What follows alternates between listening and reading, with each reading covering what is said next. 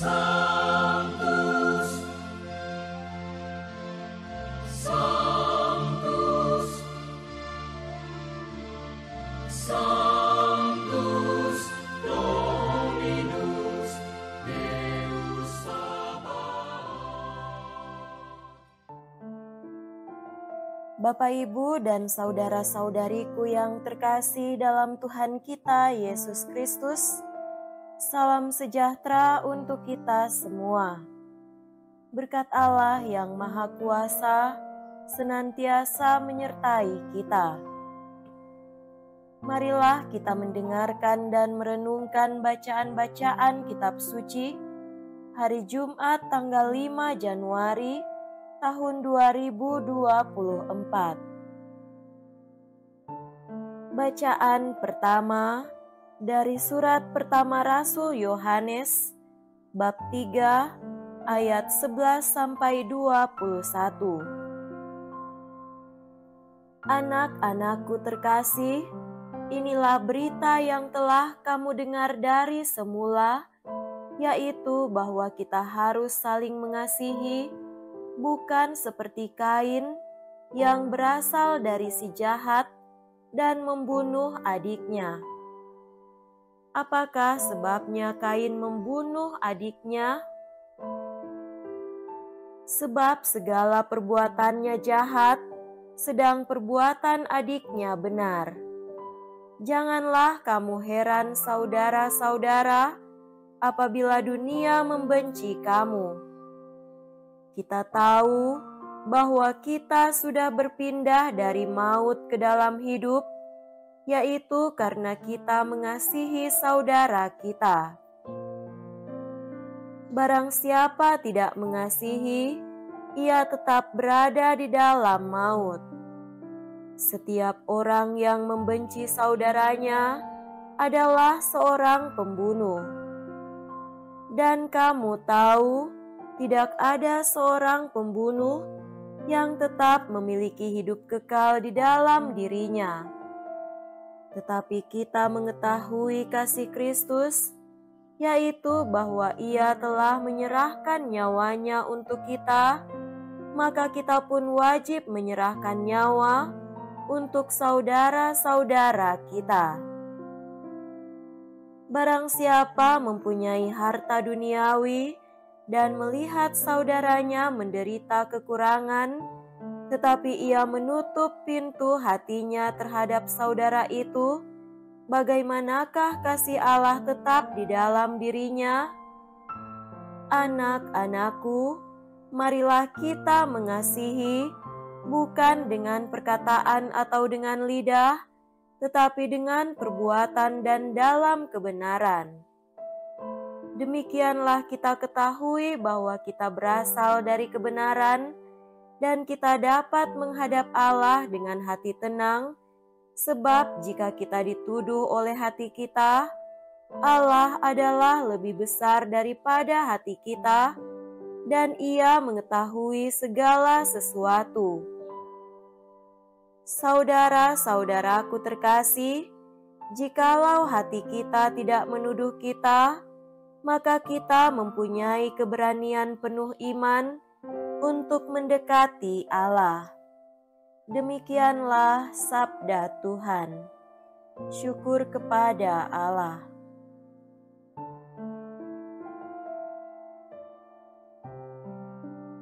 Semoga Tuhan beserta kita sekarang dan selama-lamanya. Inilah Injil suci menurut Yohanes. Dimuliakanlah Tuhan. Injil Yohanes bab 1 ayat 43-51. Sekali peristiwa, Yesus memutuskan untuk pergi ke Galilea. Ia bertemu dengan Filipus dan berkata kepadanya, "Ikutlah aku." Filipus itu berasal dari Betsaida, kota Andreas dan Petrus. Lalu Filipus bertemu dengan Natanael dan berkata kepadanya, kami telah menemukan Dia yang disebut oleh Musa dalam kitab Taurat dan oleh para nabi, yaitu Yesus anak Yusuf dari Nazaret. Kata Natanael kepadanya, "Mungkinkah sesuatu yang baik datang dari Nazaret?" Kata Filipus kepadanya, "Mari dan lihatlah." Melihat Natanael datang kepadanya, Yesus berkata tentang dia, "Lihat, inilah seorang Israel sejati, tidak ada kepalsuan di dalamnya." Kata Natanael kepada Yesus, "Bagaimana engkau mengenal aku?" Jawab Yesus kepadanya, "Sebelum Filipus memanggil engkau, aku telah melihat engkau di bawah pohon ara." Kata Natanael kepadanya, "Rabi, engkau anak Allah, engkau raja orang Israel." Yesus menjawab katanya, "Karena aku berkata kepadamu, aku melihat engkau di bawah pohon ara, maka engkau percaya. Engkau akan melihat hal-hal yang lebih besar daripada itu." Lalu kata Yesus kepadanya, "Aku berkata kepadamu, sesungguhnya engkau akan melihat langit terbuka dan malaikat-malaikat Allah turun naik kepada Anak Manusia." Demikianlah sabda Tuhan. Terpujilah Kristus.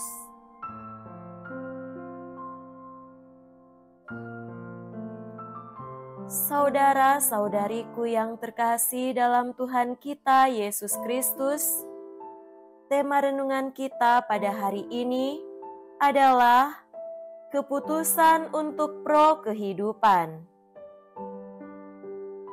Baik Injil Yohanes maupun surat-surat Yohanes merupakan kitab-kitab Perjanjian Baru yang berfokus pada kasih. Bacaan pertama yang diambil dari surat Yohanes berkisah tentang mengasihi. Sedemikian besar tekanan pada mengasihi, sehingga dalam surat Yohanes dikatakan bahwa orang yang mengasihi adalah mereka yang sudah berpindah dari maut ke dalam hidup. Dengan demikian, mengasihi adalah jalan kepada kehidupan. Maka, kalau kita dipanggil untuk mengasihi, dan Yesus memerintahkan kita untuk mengasihi, itu berarti kita diajak untuk memiliki hidup dalam diri kita dan memberi hidup kepada orang lain. Kita dipanggil untuk saling menghidupkan. Dalam surat Yohanes dikatakan, siapa yang membenci saudaranya, ia adalah seorang pembunuh. Orang yang tidak mengasihi saudaranya adalah orang yang tidak memberi hidup kepada saudaranya itu, melainkan memberikan kematian. Itulah alasan mengapa ia disebut pembunuh. Sebaliknya, orang yang mengasihi saudaranya adalah ia yang memberikan hidup kepada saudaranya, dan ia disebut seorang yang memberi hidup atau pemberi hidup.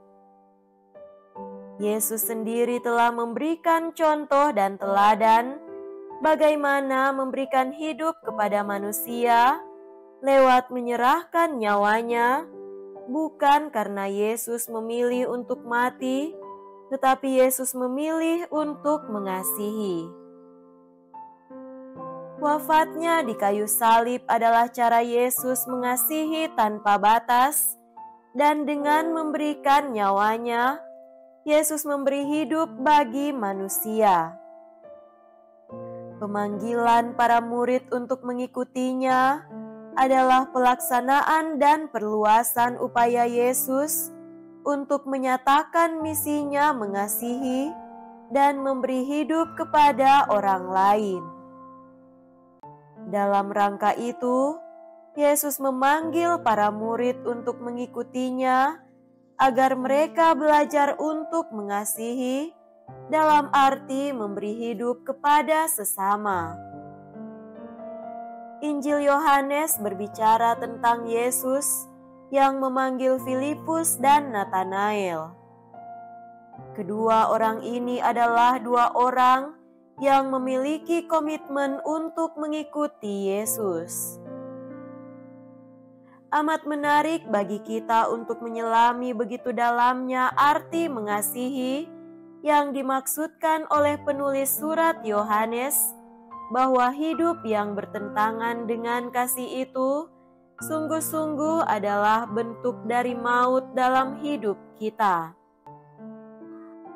Bahaya maut di sini bukan hanya soal malapetaka yang menimpa kita, tetapi maut di sini dimengerti sebagai sesuatu yang bertentangan dengan kehidupan.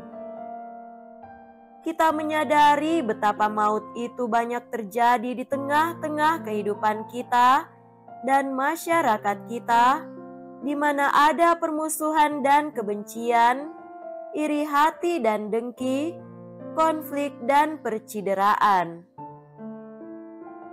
Begitu banyak bentuk maut yang terjadi dalam kehidupan kita, bahkan tanpa kita menyadarinya, padahal itu adalah suatu keprihatinan besar yang mau ditampilkan oleh surat Yohanes agar diwaspadai dan dihindari.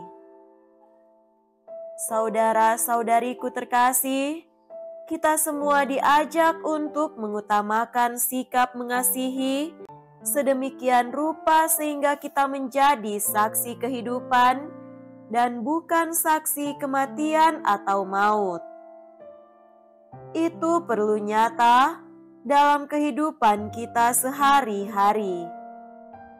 Karena itu, surat Yohanes melengkapi ini dengan menyatakan bahwa barang siapa mempunyai harta duniawi dan melihat saudaranya menderita kekurangan, tetapi ia menutup pintu hatinya terhadap saudara itu, bagaimanakah kasih Allah tetap di dalam dirinya? Jelas di sini bahwa mengasihi itu bukan suatu pemahaman abstrak atau konseptual. Mengasihi di sini adalah hal praktis, menyangkut sikap dan tindakan praktis kita berhadapan dengan sesama kita. Jika kita melalaikan kebutuhan sesama kita, padahal kita menyadari bahwa mereka perlu atau memerlukan bantuan kita, maka kita hidup bertentangan dengan kasih. Surat Yohanes memberi kepada kita petunjuk yang baik demikian. Marilah kita mengasihi bukan dengan perkataan atau dengan lidah, tetapi dengan perbuatan dan dalam kebenaran. Kita diajak untuk menerapkan itu dalam kehidupan kita, agar kita sungguh-sungguh manusia yang pro kehidupan dan bukan pro maut atau kematian. Jadilah saksi kehidupan di tengah keluarga, gereja, dan masyarakat kita. Semoga demikian. Amin.